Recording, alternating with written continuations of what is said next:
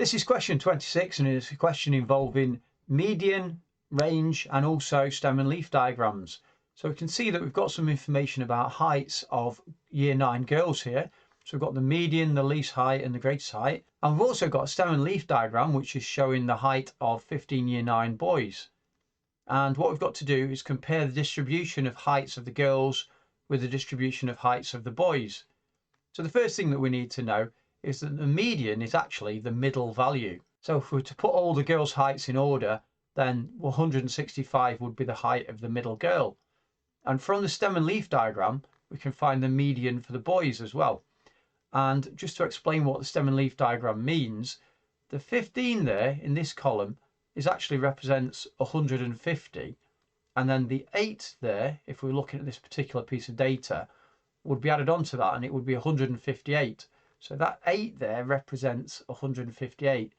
If we looked at another one there, for example, this 5, then that's in the row with 16. So that's 160 plus the 5 represents 165.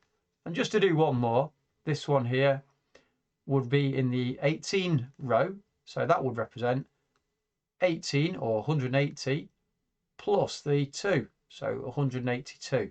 So stem and leaf diagram is a handy way of representing data. If we want to find the median from this stem and leaf diagram, what we can do is we can keep crossing off the smallest and then the largest and keep going. So the next smallest and the next largest.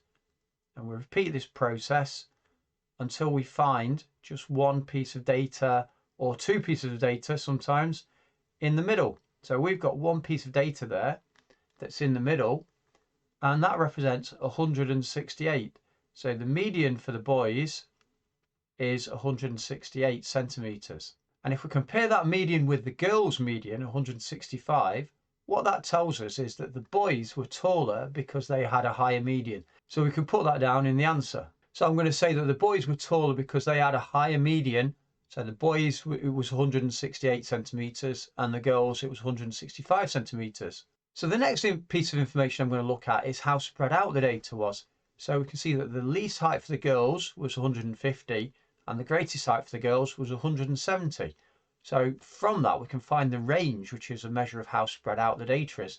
So the range is the greatest height minus the least height. So it's 170 minus 150, which is 20 centimeters. So that's the range of heights for the girls. And if we want to find the range of the heights for the boys, it's the same thing, but the smallest for the boys was actually 158 and the largest for the boys was 182. So the range of the boys is equal to the largest 182 minus the smallest 158. And if we work that out, that's 24 centimeters. So we can see that the boys had the higher range, which means that the boys' heights were more spread out. So we can say that the boys' heights were more spread out because they had a higher range, and the boys is 24 centimeters and the girls is 20 centimeters. And that's it for this question. So I hope that's been helpful to you, and if it has, please consider subscribing to our channel and also giving the video a thumbs up. Thanks for watching.